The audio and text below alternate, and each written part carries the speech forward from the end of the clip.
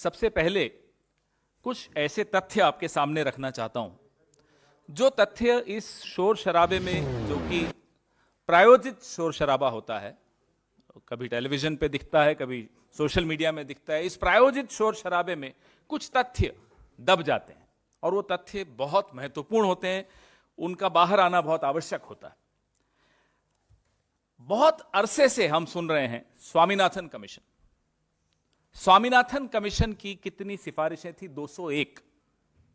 ये बड़ा महत्वपूर्ण है ये आंकड़ा। 201 सिफारिशों में से यूपीए सरकार 175 सिफारिशें लागू कर चुकी थी, 26 बची।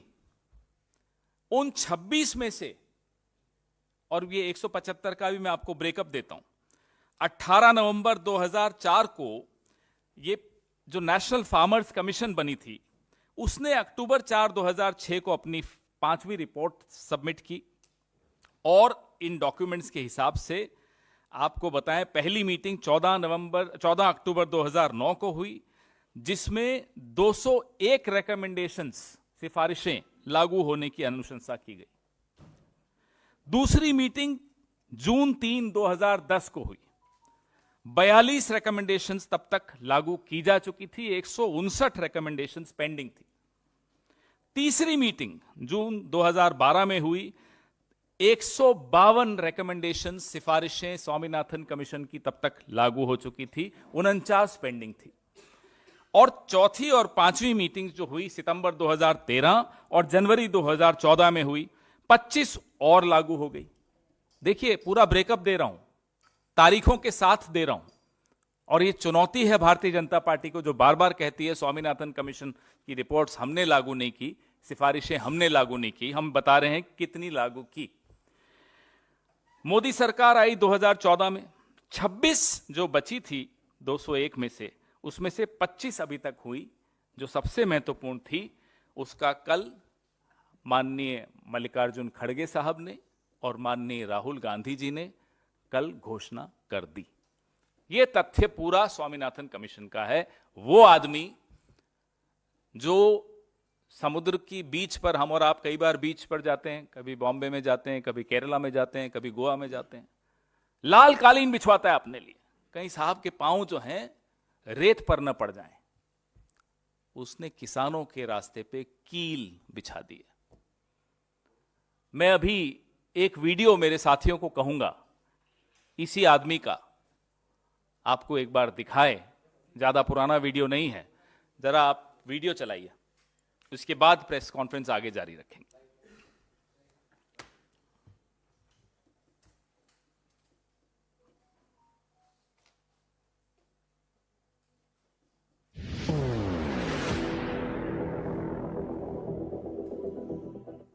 किसान को जो इनपुट कॉस्ट आता है, पानी का खर्चा, मजदूरी का खर्चा, बिजली का खर्चा, बीज का खर्चा, खाद का खर्चा, दवाई का खर्चा, जितना भी उसकी लागत है, उस लागत के ऊपर उसका 50% प्रॉफिट लिया जाएगा और उसको मिनिमम सपोर्ट प्राइस से खरीदा जाएगा। हमने कहा है कि हम सरकार में आएंगे तो किसान को जो लागत लगती है खेती करने में, उसका जो इनपुट कॉस्ट है, बीज होगा, पानी होगा, बिजली होगी, खाद होगा, दवाइयां होगी, मजदूरी होगी, जितना भी प्रकार का उसका खर्चा होता है, उस खर्चे का हिसाब लगाया जाएगा। उसके ऊपर 50% मुनाफा जोड़ दिया जाएगा और जो बनेगा वो सपोर्ट प्राइस होगी।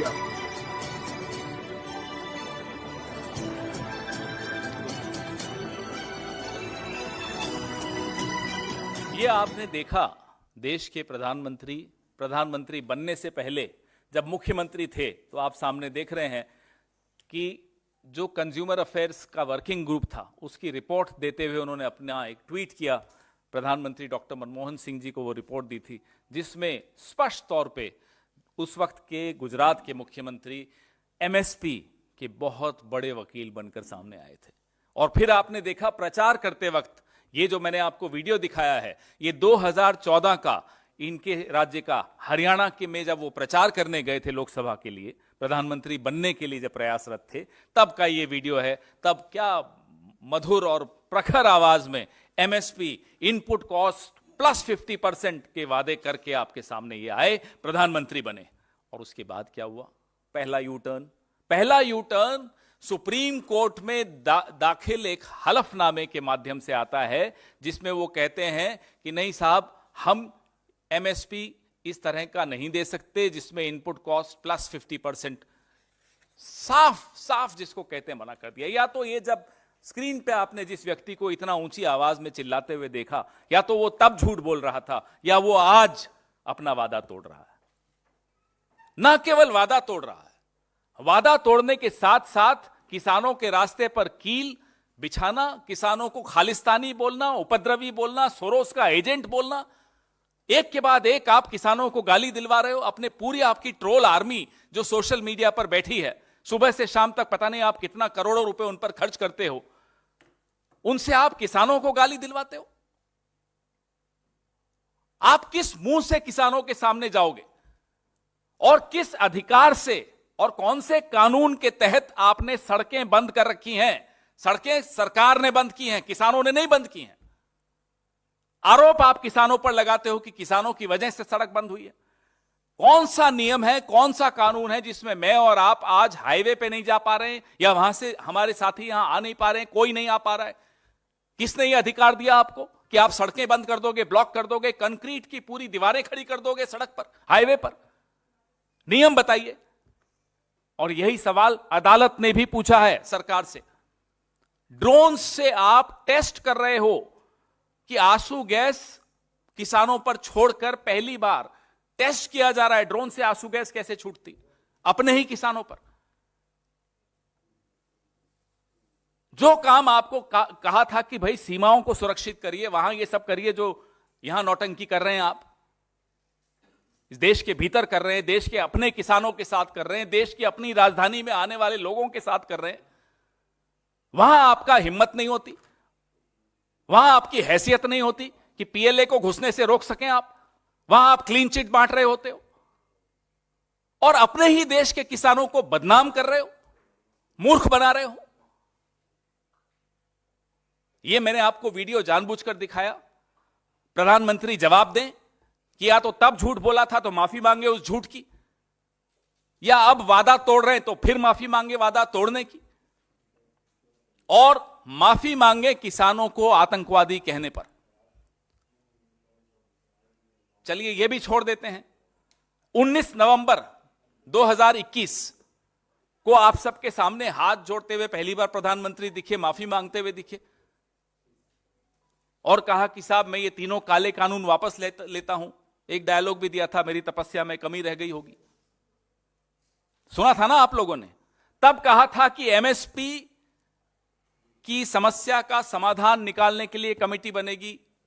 क्या हुआ? 2 साल से ऊपर हो गए।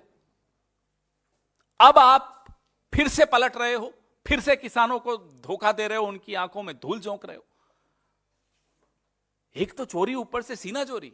मैं आपसे चोरी करूं और फिर आप ही को गाली दूं, यह हो रहा है आज इस देश के किसानों के साथ, और यह किया जा रहा है देश के प्रधानमंत्री द्वारा, देश की सरकार द्वारा, देश की सत्तारूढ़ दल द्वारा। आहत है, पूरा देश आहत है। ये नजारे जो सुबह से शाम तक टीवी पर दिख रहे हैं, उनको देख रबर बुलेट्स चलाई जा रही हैं, आंसू गैस छोड़े जा रहे हैं। संघर्ष कितना किसानों का जो सामने दिख रहा है, उसको देखकर प्रधानमंत्री तो चलो विदेश चले जाते हैं, जब भी आंदोलन होता है फिर चले गए हैं, लेकिन उनको भी दिख तो रहा होगा। वो जो रोज सुबह उनके दोस्त या साहब जो वहां बैठे हैं, हिरेन जोशी, जो सुबह सुबह आप सबको मैसेज भेजते हैं, उन्हें तो दिख रहा होगा। वो तो बता रहे होंगे प्रधानमंत्री को कि क्या हालत है देश की राजधानी के बाहर क्या हालत है। हम प्रधानमंत्री से मांग करते हैं कि आप 2014 में जो प्रचार करते हुए भाषण के वक्त आपने झूठ बोला था, उसके लिए माफी मांगे। आप सुप्रीम कोर्ट में सरकार बनने के बाद जो आपने हलफनामा दायर करके पलट गए थे, उसके लिए माफी मांगे। आरटीआई में जब पूछा गया इनसे एमएसपी के विषय में, तब कहा था कि नहीं, मार्केट डिस्टर्ब हो जाएगा। दूसरी बार तब पलटे थे, उसके लिए माफी मांगे। किसानों को आतंकवादी बनाना, विदेशी एजेंट बताना, उसके लिए माफी मांगे। और अब हम उनसे एमएसपी की मांग नहीं कर रहे, वो मांग हम पूरी करेंगे। कल उसकी हम घोषणा कर चुके हैं। ये हमारी गारंटी है। सरकार बनते ही इस देश के 15 करोड़ किसान परिवारों को, यानी कि 62 करोड़ किसानों को हम एमएसपी दिलवाएंगे और राहत देंगे। और एमएसपी दिलवाने का मतलब ये नहीं होता है, ये जिस तरह से हम सबको दिग्भ्रमित किया जा रहा है कि अरे साहब, एमएसपी अगर आप दे देंगे तो एक्सचेकर पे लाखों करोड़ का नुकसान हो जाएगा। एमएसपी का अर्थ यह नहीं होता कि सारी उपज सरकार खरीद लेगी। एमएसपी का अर्थ होता है कि सरकार एक मिनिमम सपोर्ट प्राइस बताएगी और जितना सरकार को लेना है वो लेगी, बाकी उस प्राइस से कम मार्केट में भी नहीं बिकेगा। यह होता है एमएसपी का मतलब। लेकिन मूर्ख बनाने की कोशिश फिर से व्हाट्सएप यूनिवर्सिटी द्वारा, अरे एमएसपी दे देंगे तो लुट जाएंगे, राहुल गांधी पैसे कहां से लाएंगे, खड़गे साहब पैसे कहां से लाएंगे, कांग्रेस को समझ में नहीं आता। यह मूर्ख बनाने का प्रयास है। इसलिए मुझे आप सबसे पूरी उम्मीद है, क्योंकि आप लोग काबिल रिपोर्टर्स हैं, आप होमवर्क किए बगैर न दिखाएंगे कुछ टीवी पर, न लिखेंगे कुछ अखबारों में, तो एमएसपी के बारे में जो दुष्प्रचार किया जा रहा है उसको जरूर आप बेनकाब कीजिए। आपके सवाल। सर, किसानों का 12 सवाल है जो मांग कर रहे हैं। आपको एमएसपी के बाद आपकी सरकार बनेगी तो जमीन हटा दिया जाएगा, लेकिन उनका कहना है कि ये पानी में छूट होनी चाहिए। आदिवासियों के जो जमीन हटते जा रहे हैं उस पर स्वामीनाथन की रिपोर्ट को लागू करना चाहिए। कुल मिला के 12 सवाल हैं। क्या लगता है वो जायज है? क्या किसानों का ये हक नहीं है कि अपनी रोजमर्रा की जीवन से जुड़े हुए सवालों को उठाएं? वो जल का हो, वो जंगल का हो, वो जमीन का हो, वो बिजली का हो, वो एमएसपी का हो। आप जब वोट लेने जाते हो इनके साथ, तो कितनी ऊंची ऊंची ढींग हाँकते हो, आपने देखा अभी। आप कहें तो एक बार और सुना दूं। वैसे तो उनकी आवाज सुनने को पसंद नहीं आती मुझे, लेकिन फिर भी आप कहेंगे तो सुना दूंगा। तो उस वक्त तो आपको ये सब बड़े बातें बड़ी अच्छी लगती थी। आज जब किसान आपको याद दिला रहा है कि साहब, जब आप वोट मांगने आए थे तो आपने ये सब बातें कही थी, उस पर चर्चा कीजिए।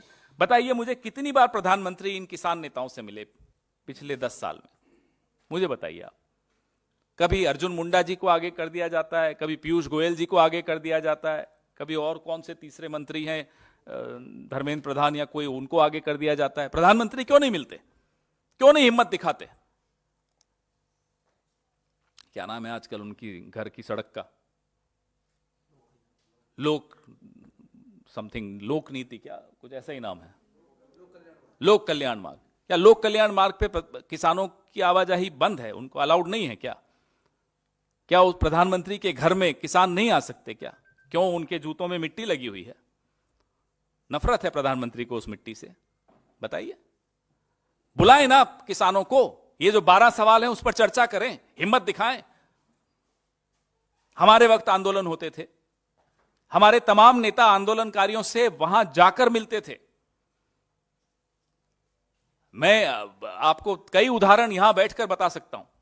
वो निर्भया का आंदोलन हुआ हो, वो अन्ना हजारे का आंदोलन हुआ हो। अन्ना हजारे के आंदोलन में विलासराव देशमुख जी खुद रामलीला मैदान जाकर मिलकर आते थे। डॉक्टर मनमोहन सिंह अपने स्तर पे, प्रणब मुखर्जी साहब अपने स्तर पे सबको बुला बुला के मिलते थे। निर्भया के आंदोलन में शीला दीक्षित जी खुद जाकर वहां जंतर मंतर पे गईं। भारी विरोध हो रहा था, फिर भी गईं। तो ये होता है नेता। ये अभिनेता बनकर बैठे हैं प्रधानमंत्री और सोचते हैं कपड़े बदल बदल के, अलग अलग ढंग से भाव दिखा दिखा के, भाव भंगिमाएं दिखा दिखा के, भाषण दे दे के नेता बन जाते हैं। नेता बहुत बनने में बहुत टाइम लगता है, अभी तक नहीं बन पाए हैं। 10 साल से प्रधानमंत्री और नेता नहीं बन पाए। नेता डरता नहीं है किसान के पांव की मिट्टी से, नेता नहीं घबराता किसान से मिलने में। राहुल गांधी को देखिए, वो प्रधानमंत्री नहीं है लेकिन नेता है, मिल रहा है लोगों से। भारत जोड़ो यात्रा में 4000 किलोमीटर चल के लोगों से मिलने गया। भारत जोड़ो न्याय यात्रा में 6713 किलोमीटर में लोगों से मिलते हुए घूम रहे हैं। जी पवन जी, हाँ, सर आप प्रॉमिस कर रहे हैं एमएसपी जब सरकार में आएंगे, लेकिन जब आपकी खुद की सरकार थी 2010 में, तब जो कृषि मंत्री थे केवी थॉमस जी, उन्होंने पार्लियामेंट में कहा, मैं उन्हें कोट कर रहा हूँ, an increase prescribing an increase of an at least 50% on cost may distort the market, a linkage between MSP and cost of production may be counterproductive in some cases. तो ये difference कैसे है, देखिए sir? बिल्कुल ठीक है, चर्चा करते रहे, चर्चा नहीं रुकी। हर चीज कोई बड़ा निर्णय लेने से पहले स्टेक होल्डर्स से बात की जाती है। मैं अपनी बात रखता हूं, वो अपनी बात रखते हैं। वो सब करने के पश्चात 201 में से 175 सिफारिशें लागू करने का भी काम यूपीए ने किया, और अब पूरी स्टडी करने के बाद ये निर्णय लिया गया है। आपने देखा हमारे रायपुर अधिवेशन में जो हमने कृषि संबंधित रेजोल्यूशन पास की थी, प्रस्ताव पारित किया था, मैं अभी विनीत जी आपको वो भी देंगे। तब से ये चर्चा हमारी विशेषज्ञों के साथ भी हुई, और अब हम दावे के साथ कह सकते हैं कि सरकार बनने के बाद हम एमएसपी लागू करके इस देश के 15 करोड़ किसानों परिवारों को लाभ पहुंचाएंगे, यानी कि 62 करोड़ किसानों को लाभ पहुंचाएंगे।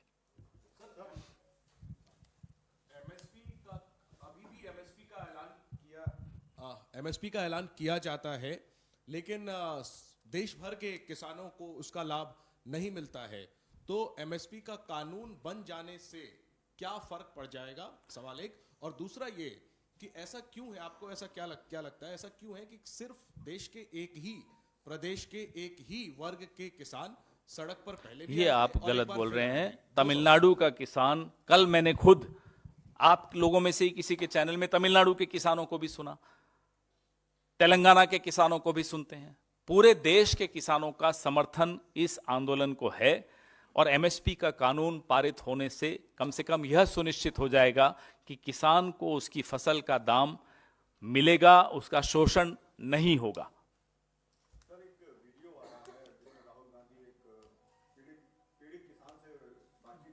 जी देख, आखिरी बात में जब राहुल गांधी कहते हैं कि बेस्ट ऑफ लक, लगे रहिए, आप देश के लिए काम कर रहे हैं, तो बीजेपी कहना है कि जब वो पत्थर मारते हैं तो राहुल गांधी उनको उकसा रहे हैं। ये इसमें उकसाने की क्या बात है? ये देखिए, यही है, आप देश के किसानों को जब तक वो आपको वोट देते हैं तब तक तो अपना मानते हो, जब वो आपको पलट के याद दिलाते हैं साहब आपने ये वादा किया था पूरा कीजिए, तो वो दुश्मन हो जाते हैं। अरे साहब वो तो आतंकवादी हो गए।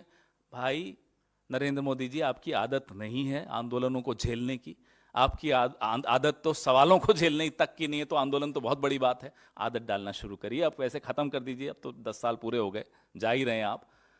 जब रिटायर हो जाएंगे तब सीख लीजिएगा कि क्या होता है आंदोलन को झेलना। पत्थर अगर किसी ने उठाया है तो क्यों उठाया है, आप उसको घर बुला के बात करते क्यों पत्थर उठाता, और पत्थर उठाने के हम पक्षधर नहीं हैं, हम अहिंसक आंदोलन के साथ खड़े हैं और मजबूती से खड़े हैं। अब ये हम पर सोरोस का आरोप लगाएं, खालिस्तानी का आरोप लगाएं, जो इनकी हिम्मत है, जो इनकी औकात है, उतना आरोप लगा दें, हम डरने वाले नहीं हैं, क्योंकि हम अपने देश के किसान के साथ खड़े हैं।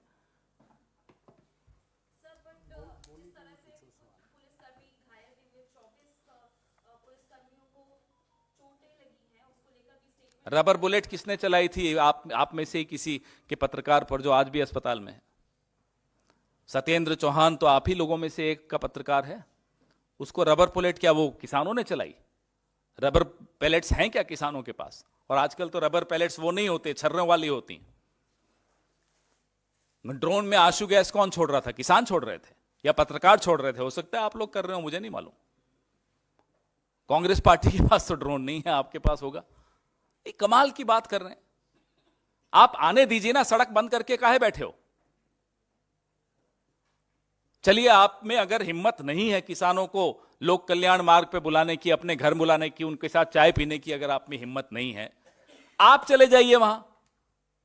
कितना 8,500 का हवाई जहाज है? 6,500 का। कहीं तो लैंड होता ही होगा वो भी, या सिर्फ विदेशों में ही लैंड होता है?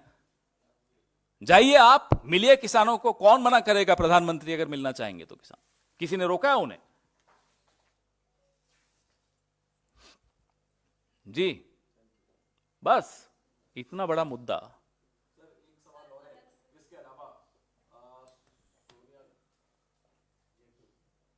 राज्यसभा की जो पहली लिस्ट जारी हुई है उसमें सोनिया गांधी का नाम है। खैर, उन्होंने तो नामांकन दाखिल कर दिया है।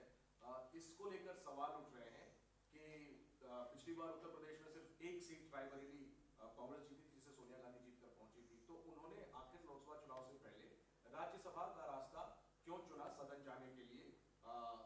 भाई देखिए, सोनिया गांधी लोकसभा चुनाव से अलग अलग राज्य, हमारे कई राज्यों से प्रस्ताव पारित होकर दिल्ली आया, भेजा गया खड़गे साहब को कि सोनिया जी को हमारे यहां से राज्यसभा में मनोनीत किया जाए।